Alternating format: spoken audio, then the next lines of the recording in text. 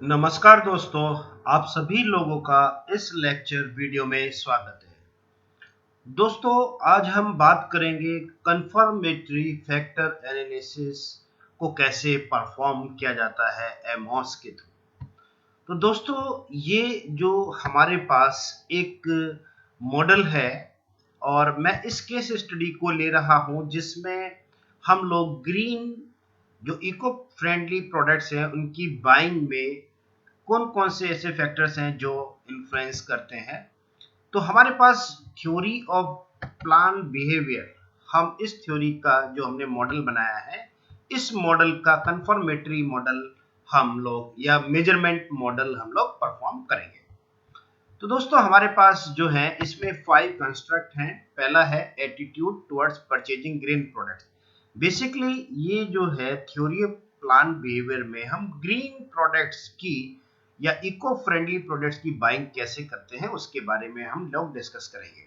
तो दोस्तों, इस कंस्ट्रक्ट में, पहले वाले कंस्ट्रक्ट में हमारे पास 4 हमारे पास स्टेटमेंट्स हैं और उसको हमने अपने रेस्पोंडेंट से पूछा। हमारे पास 300 रेस्पोंडेंट्स हैं और उनसे हमने पूछा कि आपको, जैसे पहला स्टेटमेंट है, I think that purchasing green product is favourable. आप इस स्टेटमेंट से एग्री करते हैं कि डिसएग्री? तो उसका हमने उनका ऑप्शन लिया कि वो जिसको भी टिक करें 1 to 7 के बीच में, वो हमने उनके फॉर्म में टिक करा लिया। सेकंड क्वेश्चन था हमारा, I think that purchasing green product is good idea. इस स्टेटमेंट से हमने पूछा आप डिसएग्री कर रहे हैं कि एग्री कर रहे हैं। तो ये हमने कहा है 1 to 7 के बीच में, जो उनका डिसएग्रीमेंट या एग्रीमेंट के बीच में, वो कहीं भी टिक कर सकते हैं। ऐसे ही दोस्तों, हमने जो सेकंड कंस्ट्रक्ट है सब्जेक्टिव नॉर्म्स, इसमें भी हमने 3 क्वेश्चंस पूछे उनसे और सेम स्केल पर ही हमने मेजर किया। लिकर्ट स्केल है, बेसिकली ये ऑर्डिनल है, लेकिन हम इसको यहाँ पर as a interval scale treat करेंगे। ठीक है। फिर इसके बाद है ये परसीव बिहेवियर कंट्रोल। ये भी हमने 4 क्वेश्चंस पूछे अपने रेस्पोंडेंट से। टोटल 300 रेस्पोंडेंट थे हमारे पास स्टडी में और उनको हमने पूछा आप अपना जवाब 1 to 7 के बीच में दीजिए। और फिर चौथा जो कंस्ट्रक्ट है परचेज इंटेंशन और पांचों परचेज बिहेवियर को भी हमने 1 to 7 के स्केल में पूछा। तो दोस्तों, ये एक छोटी सी केस स्टडी है और ये जो डेटा है हमारे पास, ये हमने फिल किया। ठीक है। ये जो कॉलम आप देख रहे हैं 1 2 3, ये देखिए, ये जो कॉलम है 1 2 3, ये सारे के सारे हमारे पास रेस्पोंडेंट हैं। ये 300 रेस्पोंडेंट्स हैं और उन्होंने 17 क्वेश्चंस का 17 जो हमारे पास स्टेटमेंट्स हैं उनका जवाब दिया। जैसे पहला एटीट्यूड का फर्स्ट क्वेश्चन है, जैसे ये देखिए 81 का मतलब है I think that purchasing green product is favourable. Second, I think that purchasing green product is good. ठीक है। इस तरीके से ये हमारे पास टोटल हमारे पास 17 क्वेश्चंस हैं जो हमने अपने रेस्पोंडेंट से फिल कराए। ठीक है। 3 परचेज बिहेवियर के, 3 हमारे पास परचेज इंटेंशन के और परचेज बिहेवियर कंट्रोल के 5 क्वेश्चंस हैं और इसी तरीके से 4 क्वेश्चंस हैं और ये सब्जेक्टिव नॉर्म्स के 3 और एटीट्यूड के 4 क्वेश्चंस। तो दोस्तों, इसको हमने इस तरीके से यहाँ पर जो डेटा है अपना पूरा फिल किया।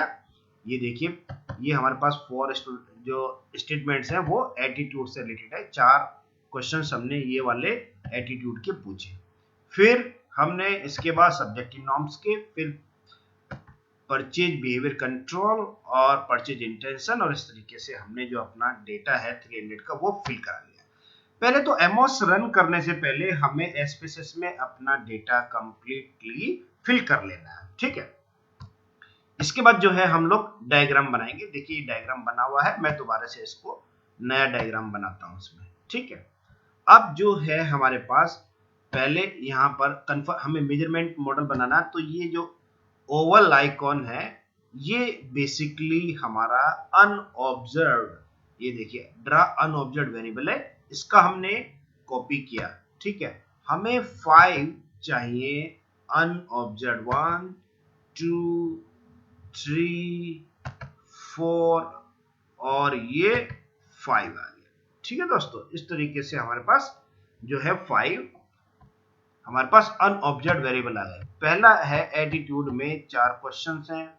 दूसरा जो हमारा कंस्ट्रक्ट है सब्जेक्टिव नॉर्म्स, उसमें 3 हैं। फिर है बिहेवियरल जो है कंट्रोल, उसमें हमारे पास 4 क्वेश्चंस हैं। परचेज इंटेंशन में 3 क्वेश्चंस हैं और परचेज बिहेवियर में 3 क्वेश्चंस। तो अब इसको हम जरा डायग्राम बना ले। देखिए, इसको रोटेट कर देते हैं थोड़ा सा, इसको सही फॉर्म में लेकर आ जाते हैं। ये देखिए, इसको हमने इस तरीके से रोटेट किया। रोटेट करने के बाद हमारे पास जो डायग्राम आया वो, अब इसमें हम क्या करेंगे, कोवेरिएंस हमारे पास जो है, क्योंकि ये हमारा जो है कोवेरिएंस वाला है कंफर्मेटरी फैक्टर एनालिसिस, या जिसे हम लोग कहते हैं मेजरमेंट मॉडल। ठीक है, ये हमने कोवेरिएंस बनाया। इसके बाद ये इसका कोवेरिएंस होगा कंस्ट्रक्ट का, फिर ये जो है कोवेरिएंस इस कंस्ट्रक्ट के साथ, और फिर इसका सेकंड कंस्ट्रक्ट के साथ कोवेरिएंस, या कोरिलेशन भी कह देते हैं। कोरिलेशन स्टैंडर्ड फॉर्म होता है कोवेरिएंस का ही, तो बात एक ही है। ये देखिए, क्योंकि इसमें हमें कोवेरिएंस के थ्रू सारी वैल्यूज अपनी लेनी है, और ये जो है इसको हमने इस तरीके से ड्रा किया, और ड्रा करने के बाद जो है हमारे पास ये फिगर इस तरीके से बन जाएगा, जिसमें हमारे पास 10 कोवेरिएंसेस आएंगे। 1 2 3 4 5 6 7 8 9 10। ठीक है, चलिए अब इसको थोड़ा सा हम मूव कर देते हैं आगे। हमने पूरा सिलेक्ट किया, सिलेक्ट करने के बाद इसको मूव, और इसको हमने देखिए यहाँ पर लेकर आगे, थोड़ा सा अच्छा हो गया। अब देखिए, अब इसको डीसेलेक्ट करने के बाद हमें करना क्या है, पहले हमें अपना जो डेटा है वो डेटा ओपन करना है। ठीक है, देखिए अभी हम ओपन करेंगे लिस्ट, वेरिएबल लिस्ट कुछ नहीं देगा, क्योंकि अभी हमने कुछ सेलेक्ट ही नहीं किया, कुछ सेलेक्ट ही नहीं किया, कुछ भी नहीं देगा। तो सबसे पहले हमें वो फाइल ओपन करनी है जिसमें हमारा वो डेटा है, ये वाला। ठीक है, तो इसको हम कैसे ओपन करेंगे, यहाँ पर जो select data file, select data file, ये हमारा जो डेटा है, ये देखिए ये टीपीबी है ना, थ्योरी ऑफ प्लांट बिहेवियर 300 का डेटा है। इसको हमने ओके किया। ओके करने के बाद ये देखिए, अब वेरिएबल लिस्ट में हमारे पास ये आ गए। दोस्तों, अगर अभी हम इनको ड्रैग कर देते हैं जैसे, तो पूरा पूरा सेंटेंस भी आ जाएगा, ये देखिए, जो कि डिजायरेबल नहीं है। तो इससे बचने के लिए हमें क्या करना होता है, व्यू पे जाएंगे, इंटरफेस प्रॉपर्टीज, और इसमें मिसलेनियस, हम चाहते हैं कि लेबल डिस्प्ले ना हो, केवल इसका जो शॉर्ट फॉर्म है 81 वो ही उसमें डिस्प्ले हो मेजर्ड वेरिएबल में। ये देखिए, ये यहाँ पर आ गया। दूसरा वाला हमारा second measured variable, third measured variable, fourth measured variable, और ये हमारे पास है subjective norm 2, subjective norm 3 item पर, ये आ गया हमारे पास परसीव्ड बिहेवियर कंट्रोल। ये देखिए, ये जो हमारे पास क्वेश्चन है ना, एक तरीके से क्वेश्चन है, परसीव्ड बिहेवियर कंट्रोल के कितने 4 है। तो ये हमारा पीसीबी 1, पीसीबी 2, पीसीबी 3, पीसीबी 4, ये इस तरीके से हमारे पास ये सारे मेजर्ड वेरिएबल हमने यहाँ पर ट्रांसफर कर ली। देखिए बड़ा आसान है ये बनाना मेजरमेंट मॉडल। और इसके बाद जो है PI2, फिर है PI3 परचेज इंटेंशन 3, और फिर इसके बाद हमारे पास, इसको चलिए हम थोड़ा सा नीचे लेकर आ जाते हैं। ये देखिए, फिर हमारे पास जो है इसमें PB1, PB2 मतलब परचेज बिहेवियर 2, ये हमारे पास यहाँ आ गया। फिर थर्ड वाला जो है हमारे पास है ये परचेज बिहेवियर 3, और इसमें जो है हमारे पास एरर टर्म E1, E2 इस तरीके से। अब यहाँ पर हम इनको कुछ अपना नाम भी दे देते हैं, जैसे ये वाला है हमारा एटीट्यूड, तो इसको हम यहाँ पर एटीट्यूड वाला जो है कंस्ट्रक्ट, उसका हम शॉर्ट फॉर्म ले लेते हैं, पूरा सेंटेंस ना लेके एटीट्यूड। ये कॉपी किया, कॉपी करने के बाद हमने क्या किया, ये जो है एटीट्यूड में यहाँ पर ऑब्जेक्ट प्रॉपर्टीज में जाकर, और जो भी फॉन्ट साइज चाहिए, फॉन्ट साइज हम लोग जो है चेंज कर सकते हैं। ये फॉन्ट साइज मैंने चलिए 14 पे ले लिया, और इसको इस तरीके से मैंने हटा दिया। ठीक है, ये एटीट्यूड आ गया और इसको यहीं पर रखना है। दूसरा वाला इसको यहाँ पर लेकर आ जाएंगे कर्सर। दूसरा वाला है हमारा सब्जेक्टिव नॉर्म। ठीक है, इसको हमने यहाँ से कॉपी किया, लिख भी सकते हैं, कॉपी भी कर सकते हैं। ये हमने कॉपी किया। कॉपी करने के बाद हमने यहाँ पर इसको वेरिएबल नेम में पेस्ट किया। वेरिएबल नेम में हमने इसको पेस्ट किया और पेस्ट करने के बाद ये हमारा जो ओवल शेप है उसके अंदर या अनऑब्जर्व्ड या लेटेंट कंस्ट्रक्ट में ये डिस्प्ले हो जाएगा लेवल में। ये देखिए, ये हमारे पास आ गया।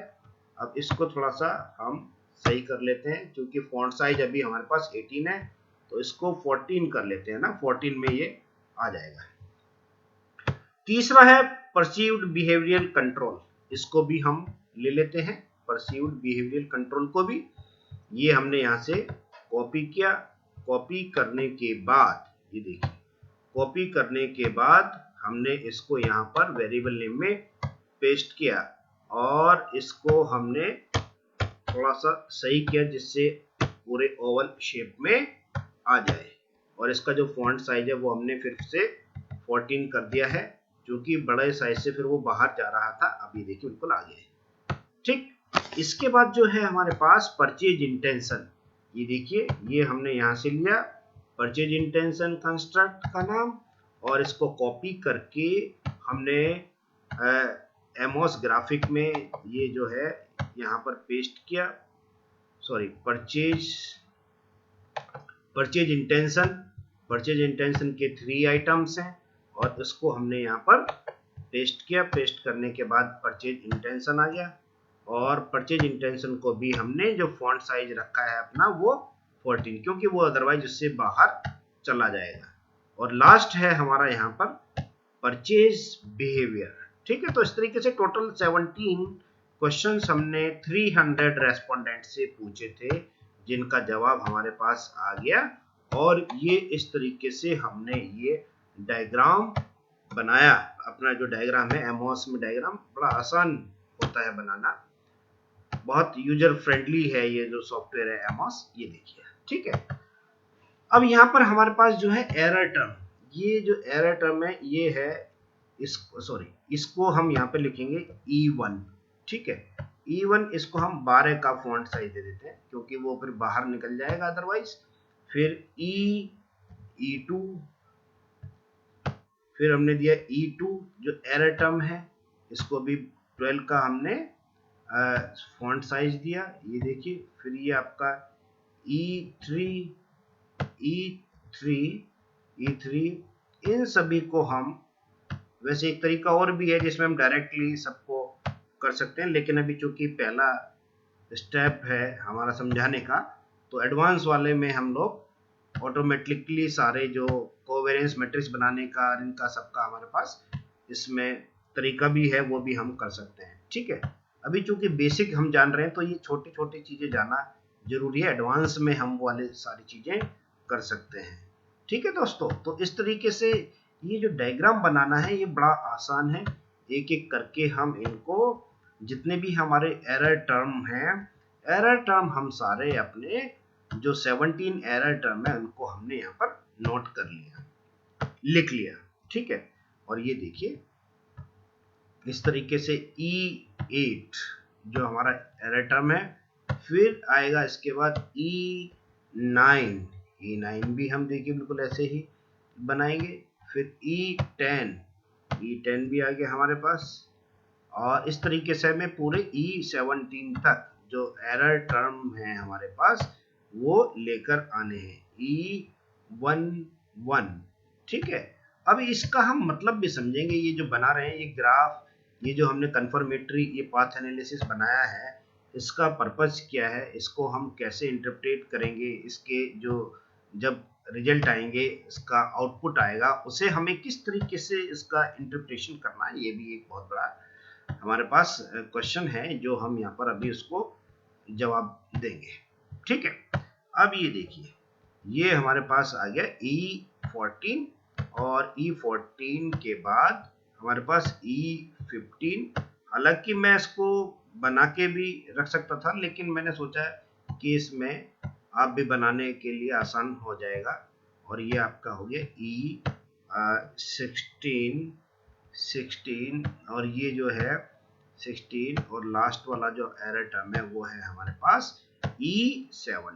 तो दोस्तों इस तरीके से हमने जो है पूरा अपना डायग्राम बना लिया। अब देखिए, अब हमारे पास जो है ये तो मेजर्ड वेरिएबल है, इनकी तो वैल्यू हमें पता है 81, 82, ये सारे डिपेंडेंट वेरिएबल है। किसके? इस पर डिपेंड है। तो ये डिपेंडेंट वेरिएबल इसे हम क्या कह देते हैं? एंडोजीनियस वेरिएबल्स भी कह देते हैं। ये एक्सोजीनियस वेरिएबल भी इंडिपेंडेंट है, ठीक है ना। तो हमें किस किस की वैल्यू चाहिए? देखिए ये तो फिक्स्ड है वैल्यू 1 1 1। हमें ये फ्री पैरामीटर्स की वैल्यू चाहिए, जैसे 1 2 3 4 5 6 7 8 9 10 11 12 और 10 ये है 22। तो 22 तो हमको इनकी वैल्यू चाहिए, प्लस 17 हमारे पास ये एरर टर्म है, ठीक है। तो इस तरीके से हमें जो हमारे पास वैल्यू है वो फाइंड आउट कर सकते हैं। अब देखिए, सबसे पहले हमने क्या किया, यहाँ पर आके सेलेक्ट डेटा फाइल, जहां भी हमारी डेटा फाइल रखी है, ठीक है। मेरी डेटा फाइल जैसे एक फोल्डर में रखा है, उस फोल्डर में से मैंने ये डेटा फाइल अपना लिया और ये ओके किया। सबसे पहले हमें इसी तरीके से ना डेटा फाइल को लाना है। फिर एनालाइज प्रॉपर्टीज में ये मैक्सिमम लाइक्लीहुड है, और फिर ये आउटपुट में इनडायरेक्ट और ये स्टैंडर्डाइज्ड एस्टिमेट्स, बस और कुछ नहीं करना इसमें। और फाइनली हमें क्या करना है, यहाँ पर कैलकुलेट करना है, ठीक है। पूरा मॉडल हमारा तैयार है, कैलकुलेट करेंगे। ये देखिए कैलकुलेट एस्टिमेट्स, ये हमने कैलकुलेट कर दिया। और कैलकुलेट करने के बाद हमारा जो ये है, मैं इसको TPB1, ठीक है, TPB1 नाम से मैंने इसको सेव कर लिया, जो मेरा पाथ डायग्राम आया। और ये देखिए कैलकुलेट करके आ गया, ये कैलकुलेट आ गया। और इसको हमने देखिए दो फॉर्म में आएगा ये हमारा, एक तो होगा स्टैंडर्ड फॉर्म, ये देखिए स्टैंडर्ड फॉर्म आ गया।